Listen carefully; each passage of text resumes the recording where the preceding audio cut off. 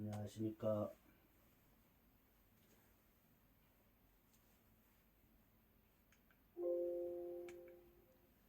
언택트 시대 지역복지 위기와 해법을 생각하다라는 주제로 가평군 복지재단에서 주최하는 본래는 세미나 형태이지만 코로나로 인해서 비대면 자가 방송으로 제가 발표하는 주제를 준비했습니다. 제가 준비한 주제는 장애인 복지 생활시설의 위기와 해법을 생각하다입니다. 저는 가난한 마음의 집 사무국장으로 있고요. 지역사회 보장협의체 장애인 분과에서 활동 중인 전상민이라고 합니다.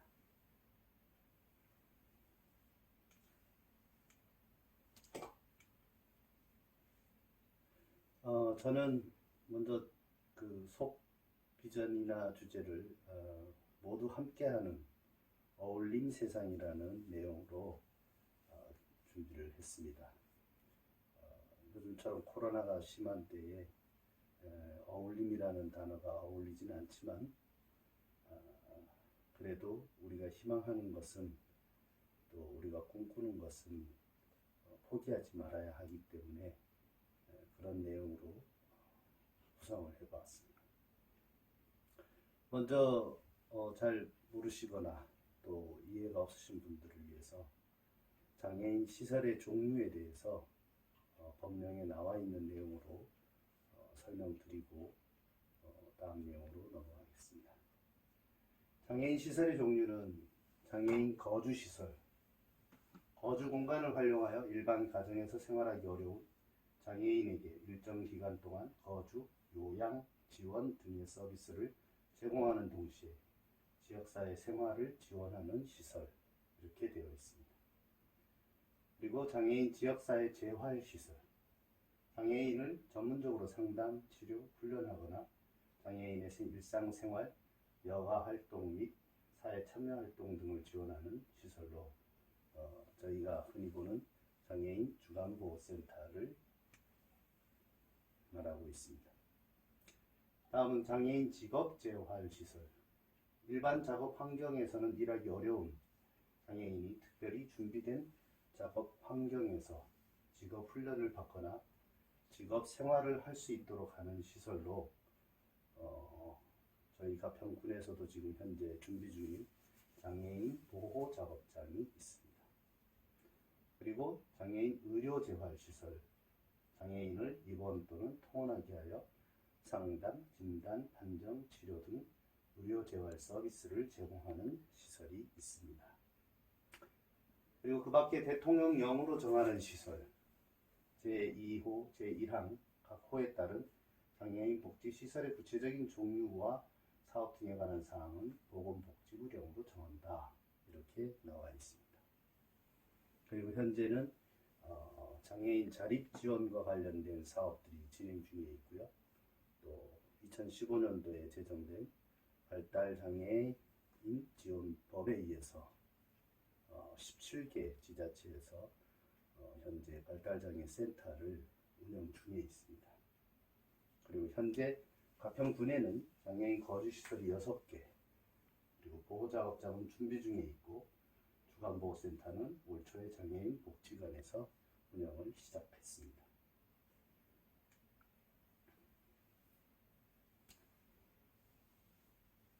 코로나로 인해서 코호트 상태의 생활시설의 문제에 대해서 말씀드리겠습니다.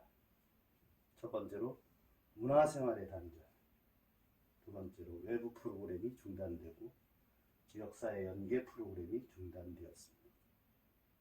그리고 근 1년 가까이 고립과 단절, 폐쇄로 인한 문제들이 증가했습니다. 그리고 신체적, 정서적, 심리적 고립으로 인한 스트레스 증가로 인한 문제 행동이 증가하고 있습니다. 그리고 건강생활을 위한 다양한 활동의 중지로 인한 우울함이 증가되고 실제로 병원 진료자가 많이 증가되었습니다. 이런 상황에서 우리 장애인 거주시설의 현안에 대해서 몇 가지 생각해 본 것이 있는데, 장애인 재단체들의 탈시설을 주장하는 내용들이 오래된 상처로부터 시작된 용어인데, 저는 이 탈시설이라는 부정적인 의미의 단어가 변화되기를 바랍니다. 장애인들이 사회 속에서 더불어 살아가는 의미로 전환될 수 있는 날이 빨리 오기를 바랍니다. 그리고 도움과 배려와 지속적인 지원이 필요한 중증의 장애인들이 있습니다. 그들 모두를 끌어안고 사는 차별과 차이가 없는 다양성이 인정받고 존중받는 장애인들의 삶의 자리가 필요합니다. 코로나 상황으로 인해 제한된 거주시설의 고립과 폐쇄적인 상황 속에서 드러나는 생활시설의 한계점, 프로그램 운영의 한계, 장애인들의 다양한 상황을 지원할 수 있는 시설 자원의 부족, 이런 내용들이 굉장히 상황이 좋지 않은 내용들입니다. 그래서 이런 장애인 거주시설의 한계를 극복하고 사회 통합적인 장애인들의 삶의 자리에 대한 희망을 갖고 싶습니다. 저는 사회복지 분야에서 올해로 26년째 지내고 있고, 그동안 장애인부터 시작해서 노숙인들을 위한 쉼터, 그리고 노인들을 위한 요양원 업무까지 다양한 업무를 체험하면서 우리 사회가 안고 있는 다양한 문제들이 차츰차츰 변화되어 가는 것을 몸으로 느끼고 현장에서 느끼고 그렇게 지내왔습니다. 그런데 우리 사회가 지향해야 할 어떤 비전이나 희망은 사실 현장에서 그런 희망을 품고 살기에는 너무 어려운 부분들이 많이 있었습니다. 근데 다른 세계 곳곳에서 이루어지고 있는 현장들을 보고 또 우리 사회 안에서도 그런 장애인 복지들의 비전을 발견하기 위해서 애쓰고 있는 사람들을 통해서 여러 가지 부분에서 많은 생각을 하고 희망과 비전을 갖고 있었습니다. 현재 장애인들의 마을 공동체 형태의 거주시설로 캐나다 토론토의 라르시 공동체가 국제적인 법인으로 유럽 선진국에서 굉장히 많이 운영되고 있습니다. 제가 지금 현재 실제 상태는 어떤지 모르지만 최근까지도 100여 개의 라르시 공동체들이 세계 곳곳에서 운영되면서 이 마을 공동체라고 하는 그 비전에 대해서 많은 생각을 하게 되었습니다. 그리고 현재 우리나라에서도 현행 법규의 범위 안에서 장애인 거주시설에서 체험홈과 자립홈, 그룹홈, 그리고 1인 가구 형태로 실제 운영 중인 사회복지 법인들이 있었습니다. 우리나라에도 사회통합과 장애인들의 온전한 삶의 자리를 지속하기 위한 마을 공동체 형태의 비전을 갖고 실천하고 있는 사회복지 시설들이 있습니다. 오래된 법인 중에 서울의 교남 소망의 집, 이미 10수년 전에 장애인들의 사회 통합을 위한 자립홈과 1인 가구 형태의 생활 거주 시설의 개념을 탈피해서 특수학교와 다양한 지원을 위한 제반 시설들을 구성하는 데 노력하고 있었습니다. 그리고 최근에는 몇 년 전부터 강원도 강릉의 애지람 장애인 거주 시설에서도 장애인들의 사회 통합을 위한 체험홈과 자립홈을 만들어 운영 중에 있고, 장애인들의 사회 통합을 위한 마을 공동체 형태의 비전을 가지고 계속 사업을 지속하고 있었습니다. 우리 모두는 코로나로 인해서 장애인이나 사회 모든 사람들이 단절과 고립, 폐쇄에 어렵고 힘든 시기를 보내고 있습니다. 이런 시기에 어울림과 더불어 행복해지는 장애인 복지에 대해서 이야기를 하고 싶었습니다. 왜냐하면 어떤 위기 상황을 극복하고 단절과 고립, 폐쇄로는 그 어떤 답도 희망도 가질 수 없기 때문입니다. 극복될 수 있다는 희망은 더 적극적인 대처 방법을 생각하고 훨씬 더 용기 있게 우리가 맞닥뜨린 코로나의 습격을 이겨낼 수 있다고 믿습니다. 실천의 과정은 훨씬 더 어렵고 힘들 수 있습니다. 그러나 희망을 포기하면 용기를 가질 수도 없습니다. 간략하게 마을 공동체에 대한 비전이 어떤 의미인가를 말씀드리자면, 장애인들의 마을 공동체의 의미는 장애인들이 이 사회 안에서 더불어 행복하게 모든 다양한 사람들과 함께 자신들의 삶의 자리를 가질 권리와 그리고 함께 할 희망을 가질 수 있다. 이런 의미에서 생각해 본 것입니다. 우리 사회는 아직 준비가 많이 되지 않았습니다. 그러나 최근 10수년간의 변화를 보면 물론 상처와 아픔으로부터 시작된 것들이 많이 있지만 그거와 달리 좀 더 미래를 내다보고 좀 더 선진화되고 좀 더 성숙한 사회를 구성하기 위해서 애쓰는 사람들에 의해서 우리 사회가 점진적으로 변화되어 가고 있다는 현실이 있습니다. 그리고 그런 마음과 희망을 절대로 포기하지 않는 선한 그리고 정의로운 사람들이 있습니다. 단순히 그 사람들의 힘만으로 될 수 없습니다. 우리 가평군에도 복지재단이 있고 지역사회 보장 협의체가 있습니다. 민관이 합심해서 사회 문제를 해결해 나가고 복지사각지대를 없앨 수 있는 원동력은 사실 우리 마음속에 가장 깊은 곳에 자리하고 있는 희망에 대한 포기하지 않는 용기와 지속적인 열정이라고 생각합니다. 그런 의미에서 장애인 복지 코로나 시대, 코로나의 어떤 급습에 의해서 근 1년 동안 단절과 고립, 폐쇄를 경험하고 있는 모든 우리나라 국민들 안에서 그래도 포기하지 않는 희망을 갖고 사회복지 민주주의를 위해서 모든 사람들이 또 약하고 가난하고 결핍되어 있는 존재들이 다 함께 더불어 행복한 사회가 되기 위해서 노력하면 좋겠습니다.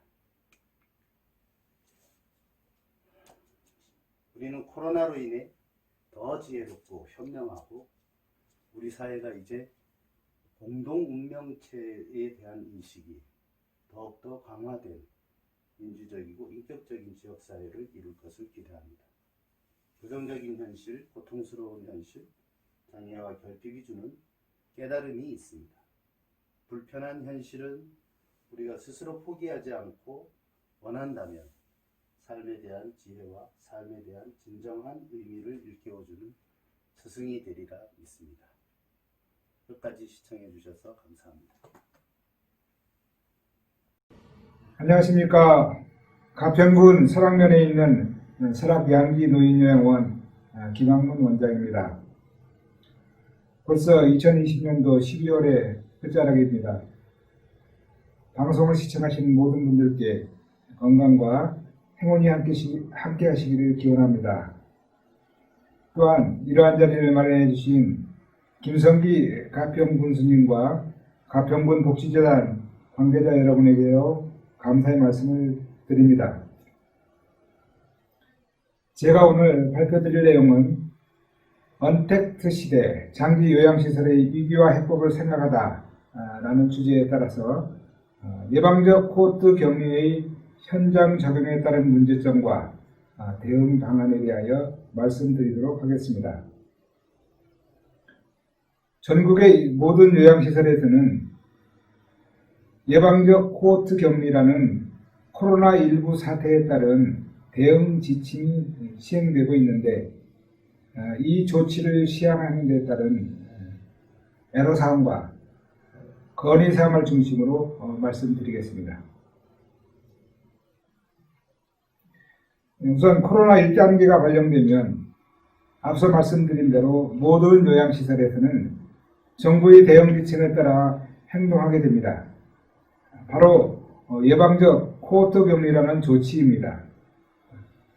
그런데 막상 현장에서는 이러한 지침을 지킬 수 있는 여건을 갖추고 있는 시설이 거의 없는 실정입니다.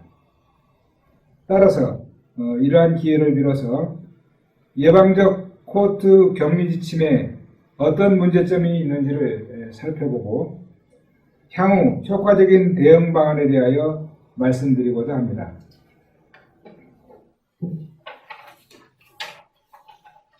먼저 보건복지부 지침에 나와 있는 예방적 코호트 격리가 무엇인지 살펴보겠습니다. 예방적 코호트 격리란 감염자가 없는 취약시설, 즉 요양병원이나 요양원 등을 외부 감염원으로부터 보호하기 위한 격리 조치를 말합니다. 현재 전국에 있는 노인시설, 장애인시설, 정신병원 등 집단 감염 위험이 있는 의료 주거시설 등에 대해서 2020년 2월 26일부터 시행되고 있으며 이와 함께 전면적인 면회금지 조치나 부분적인 비대면 면회 등이 함께 시행되고 있습니다. 그러면 코호트 격리와는 어떻게 다른지 설명을 좀 드리겠습니다. 코호트 격리란 실제로 요양병원이나 요양원 등에서 코로나 의심 환자나 확진자가 발생하였을 경우 아예 시설 자체를 통째로 외부와 격리시켜서 시설 내의 감염원을 외부로 유출되지 않도록 차단하는 조치를 말합니다. 그러면 예방적 코호트 격리 지침에 따르기 위해서는 대상 시설들은 어떤 조건들을 충족해야 하는지를 말씀드리겠습니다. 크게 두 가지 조건이 있습니다.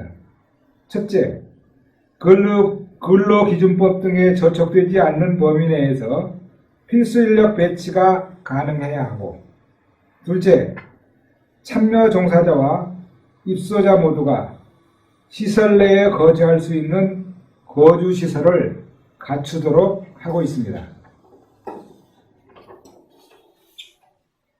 그런데 문제는 직원 등 종사자 모두가 거주할 수 있는 독립된 거주 공간을 갖추고 있는 시설이 거의 없다는 점입니다. 또한 소수의 거주 공간이 있다 하더라도 대부분 복도, 거실, 식당, 화장실 등은 공용 공간을 사용하고 있어서 내부적인 감염 위험에 노출되어 있다는 점입니다. 따라서 만약 입소자 중에서 다수의 확진 환자가 발생할 경우 대부분 요양원 자체를 통째로 외부와 차단하는 코호트 격리를 하게 되는데, 이 경우 오히려 입소자와 종사자 모두가 집단 감염의 위험에 처하게 될 수 있기 때문에 시설을 폐쇄하거나 전폐 위기에 처할 수밖에 없는 상황이 되고 만다는 것입니다. 따라서 근본적이고 항구적인 대책이 반드시 필요하다고 봅니다. 이번에 실제로 이번 코로나 사태 기간 중에 언론에 보도된 사례를 보겠습니다. 2020년 12월 14일자 동아일보 등의 보도에 따르면 부천 히어플러스 요양병원의 경우 2020년 12월 11일 첫 확진자가 발생했는데 바로 다음날 70명의 추가 확진자가 발생하였습니다. 바로 이때 해당 병원을 2층과 7층을 코호트 격리했지만 이틀 뒤에 또다시 43명의 추가 확진자가 발생되었다는 보도를 보았습니다.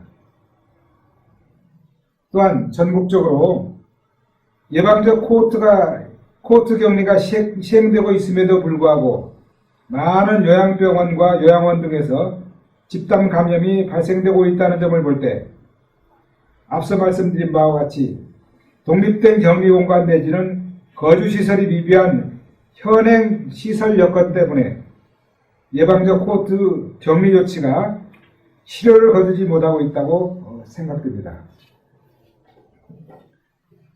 다음 사례를 한 가지 더 말씀드리겠습니다.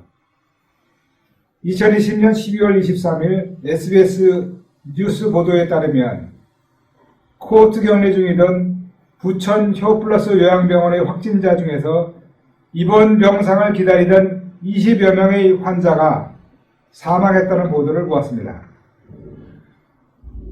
K방역이 세계적으로 인정받고 있다는 우리나라에서 일어난 일입니다. 또한 중앙일보 보도를 보면 현재 우리나라 병원들이 확보하고 있는 중환자 병상이 약 1만 개가 된다고 합니다. 그런데 정부에서 확보하고 있는 코로나19 병상은 약 200여 개에 불과하다고 합니다. 전문가들의 지적에 따르면 이것은 병상이 부족한 것이 아니라 정부가 확보하지 못한 것이며 근본적인 이유는 각급 병원에서 코로나19 환자용으로 병상을 제공할 경우 자칫 다른 입원 환자에게 전염될 위험이 크다고 보고 있기 때문이라는 것입니다.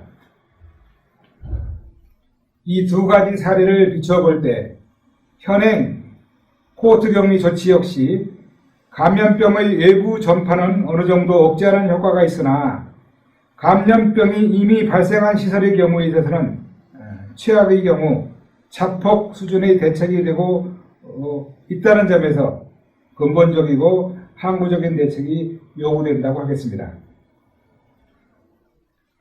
다음은 대응 방안에 대하여 말씀드리겠습니다. 이 부분에 대해서는 가능하다면 중앙정부에 건의해 주시기를 바랍니다. 실제로 우리 요양원에 입소한 어르신 중에서 코로나19 의심 환자가 발생하였다는 가정하에서 생각해 보았습니다. 확진이 되기 전 의심 단계까지가 골든타임이라고 할 수 있는데 독립된 거주 공간이 없으니 우선 최대한 격리 효과를 기대할 수 있는 1인실로 옮기고 경과를 지켜보면서 외부에 알리지 않도록 조심하면서 관계기관에 신고를 하게 될 것입니다. 그러나 이 과정에서 최소 하루 이틀은 소요될 것이며 더구나 무증상일 경우에는 요양원 내부의 어떤 건물 여건상 확진이 되기까지 내부 감염을 막기에는 역부족일 것입니다.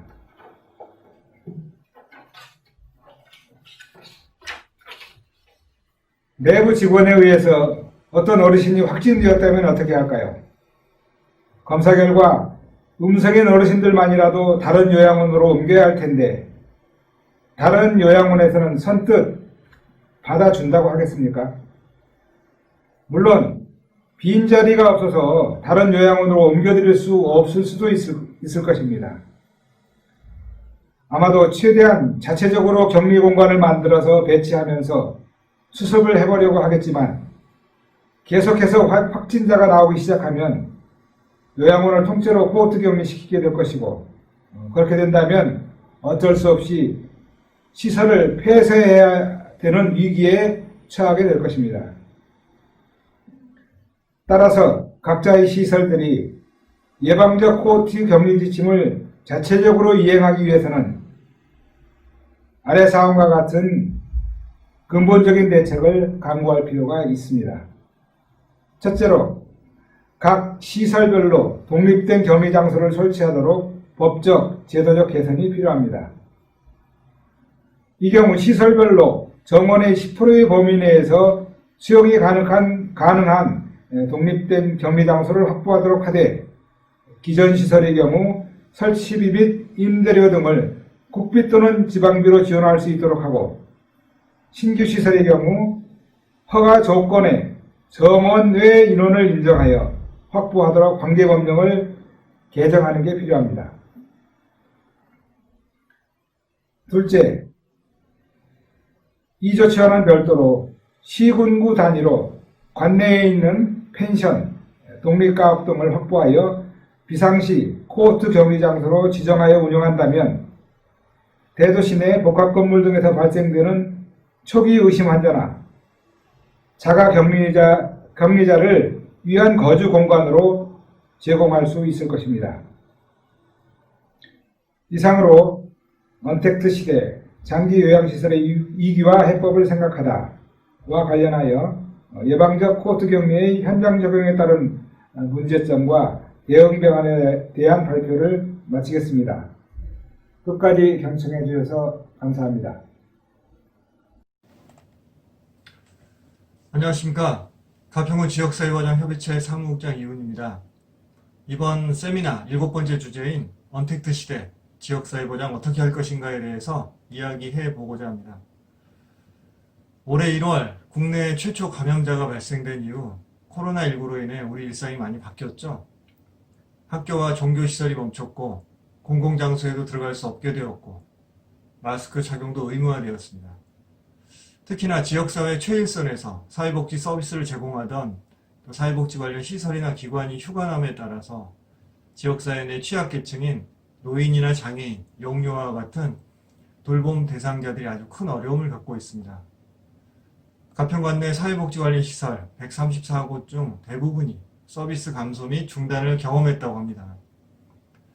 지금까지 주로 복지관이나 센터, 경로당 등 어떤 시설 이용이나 직접 대면을 통해서 사회 서비스가 이루어졌다면 앞으로는 이런 방식이 적용이 어려워졌습니다. 뭔가 새로운 아이디어가 필요한 상황인데요. 지금부터 지역사회 보장을 위한 가평군과 지역주민, 민관 협력 방안과 또 기존 서비스, 사회 서비스의 효과적인 전달 방법, 그리고 코로나19 사태로 드러난 취약계층 지원 방안 등에 대해서 어떻게 하면 가평군민의 삶의 질을 유지하고 향상시켜 나갈 수 있을 것인가에 대해서 그런 고민을 말씀드려 보겠습니다. 첫 번째입니다. 지역사회 보장 계획과 민간협력에 관한 건데요. 지역사회 보장 계획이라는 말은 사회복지 현장에 계신 분들도 좀 생소한 용어일 것 같아서 간단하게 설명을 드리도록 하겠습니다. 2014년 전 국민을 안타깝게 했던 그 송파 세모녀 사건에 대해서 아마 다들 기억하고 계실 겁니다. 매년 사회복지 관련 예산이 증가하고 정책들이 만들어지고 있지만 여전히 현장에서는 어려움을 겪고 있는 게 많은데요. 사각지대가 줄어들고 있지 않다는 겁니다. 이 사건을 계기로 2015년 7월 사회보장급여의 이용, 제공 및 수급권자 발굴에 관한 법률, 줄여서 사회보장급여법이 만들어졌는데요. 이로 인해서 보건복지 중심으로 사회복지가 이루어졌다면 이 법으로 인해서 보건복지는 물론 주거나 일자리, 또 교육, 또 환경, 삶의 질, 거의 모든 분야를 포함하는 사회보장 영역으로 이 법으로 인해서 확대되었습니다. 그리고 지역사회 복지계획에서 지역사회 보장계획으로 바뀌게 되었습니다. 가평군을 비롯한 모든 전국 지자체에서는 민관 협력을 바탕으로 4년을 주기로 법정 계획인 지역사회 보장계획을 수립하고 또 이에 따라서 매년 연차별 계획을 수립하고 또 집행하고 모니터링하고 평가하는 이런 과정을 통해서 지역사회 보장 증진에 기여하고 있습니다. 올해는 코로나19로 인해서 가평군의 연차별 계획 세부 사업 33개 중에서 상당수의 사업이 추진이 제한되거나 중단되었습니다. 결국 진행이 어려워진 사업은 예산 반납이나 폐지 등 방법으로 변경되었습니다. 올해 같은 경우는 거의 행정상 운영에 마비가 오는 사상 초유의 사태였기 때문에 어쩔 수 없을 겁니다. 어쩔 수 없을 것이라 생각합니다. 하지만 이럴 때일수록 또 현장의 목소리를 듣고 또 피해를 직접 겪고 있는 지역 주민과 같은 민간의 입장에서 이해할 필요가 있습니다. 코로나19 이후에 또 다른 형태의 어떤 어려움이나 위기가 올 걸 대비해서 가평군 지역사회 내에서 소통과 논의 구조가 그런 게 강화될 필요가 있다고 생각합니다. 또 이렇게 하기 위해서는 가평군 지역사회보장협의체를 중심으로 민관 연계 협력을 강화해야 합니다. 가평 내에 있는 복지 관련 기관 종사자와 또 읍면 지역사회보장협의체 위원들이 함께 모여서 지역사회 취약계층 또 돌봄 강화 방안 또 그러니까 사회 안전망 확보에 대한 그 해결 방안을 같이 찾아봐야 됩니다. 또 이런 과정을 통해서 지역사회의 또 위기에 대한 어떤 저항할 수 있는 저항력이나 또 자생적 회복력 강화에 또 도움이 될 거라고 생각합니다. 이런 방식은 그냥 관 주도의 어떤 하향식 대안이 아닌 지역 주민과 함께하는 민관 협력, 그 민관 협력을 바탕으로 해야 할 것입니다. 두 번째는 지역사회 보장 전달 체계입니다. 가평군 사회복지 현장에서는 이미 대면 서비스를 대체하기 위한 다양한 방식들이 시도되고 있습니다. 하지만 돌봄이나 정서 서비스 등 대면을 꼭 해야 되는 그런 서비스에 대한 방안은 가평군은 물론 전국에 있는 사회복지 관련 분야에서는 명확한 방향성을 찾지 못하고 있습니다.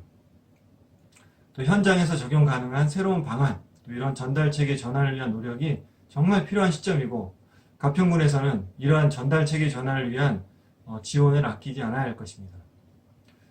민간에서는 현재 시범적으로 도입하고 있는 ICT 기반의 어르신 안전재난 방지 및 케어 지원 시스템과 같은 AI 기반 스마트 복지 활성화, 또 비대면 방식 소통을 통한 연결감 증진 방안, 그리고 온라인 프로그램 활성화를 위한 노력을 해야 될 것입니다.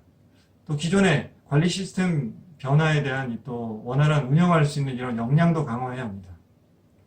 가평군 사회복지 현장에서는 이미 노인복지관과 장애인복지관에서는 또 코로나19 상황에 대비해서 또 개인 방역을 할 수 있는 홍보 영상이나 홈 트레이닝을 할 수 있는 교육 자료를 만들어서 배포하고 있습니다. 그리고 건강가정 다문화가족지원센터에서는 온라인 교육 시스템을 구축해서 또 동영상 교육이나 체험 키트를 보내주고 비대면으로 참여할 수 있는 어떤 프로그램을 운영하고 있습니다. 하지만 여전히 온라인과 같은 또 비대면 서비스에 상대적으로 취약할 수밖에 없는 이런 장애인이나 고령층에 대한 어떤 대안은 꼭 필요할 것 같습니다. 세 번째는 취약계층 지원 방안입니다. 코로나19에 따른 또 경기 침체로 또 특히나 취약계층은 더욱더 어려운 상황이 되어 있습니다. 또 이런 상황에서 우리 민하고 관은 코로나19 사태에 따른 고위험군인, 취약계층을 조기 발견하고 지원할 수 있는 방안을 만들어야 됩니다. 코로나19로 인해서 가평군에서는 독거노인 돌봄 공백이 생기고 또 수입 감소나 실직과 같은 상황에 따른 빈곤 문제들이 많이 나타나고 있습니다. 가평군에서는 읍면 지역사회보장협의체 및 또 명예사회복지공무원과 복지 이장 등으로 구성된 지역 인적 안전망이 있습니다. 그 인적 안전망을 활용해서 복지 사각지대를 발굴하고 지원하는 데 더욱 강화해야 합니다. 2017년부터 가평군 지역사회보장협의체에서는 가평군과 경기사회복지 공동모금회와 3자 협약을 맺어서 6개 읍면별 모금활동 및 연합모금을 진행하고 있습니다. 또 이로 인해서 또 의미 있는 성과를 내고 있는데요. 이런 민간의 노력과 더불어서 공공 차원의 좀 더 규모 있고 효과적이고 좀 장기적인 시각에서의 대응책 마련이 필요하다고 생각합니다. 끝으로 우리 삶은 코로나19 이전과 이후의 시기로 완전히 달라질 것이라고 생각합니다. 가평군민의 생활 방식이나 생활 환경 변화로 인해서 또 사회보장 여건, 또 개선을 바라는 또 노력과 시각도 많이 달라져야 될 것 같습니다. 기존의 방식에서 벗어나서 새로운 방식으로 어떤 대안을 만들어가고 또 이런 걸 개선해 나가는 꾸준한 노력이 필요할 것입니다. 이러한 과정에서 정말 필요한 것은 민간의 협력, 민간의 협력이 정말 기초적이면서 아주 중요한 동력이 될 것입니다. 민간의 협력이 성공하려면 공공의 관심과 민간의 적극적인 참여가 반드시 필요합니다.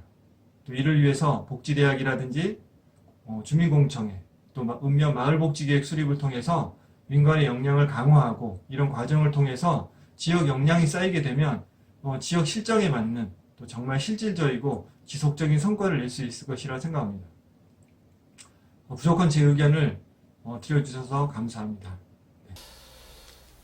긴 시간 동안 자리를 함께 해주신 지역복지 동료 여러분 고맙습니다. 그리고 오늘 발표를 위해 바쁘신 가운데에도 시간을 내어주신 양순분 관장님, 조수동 관장님, 김선자 원장님, 김학문 원장님, 전상민 국장님, 이훈 국장님께 다시 한번 고맙다는 말씀 드리겠습니다. 2021년도에는 새로운 과제를 가지고 여러분과 함께 세미나를 개최하도록 하겠습니다. 오랜 시간 동안 자리를 함께 해주신 여러분께 다시 한번 깊은 감사를 드립니다. 고맙습니다.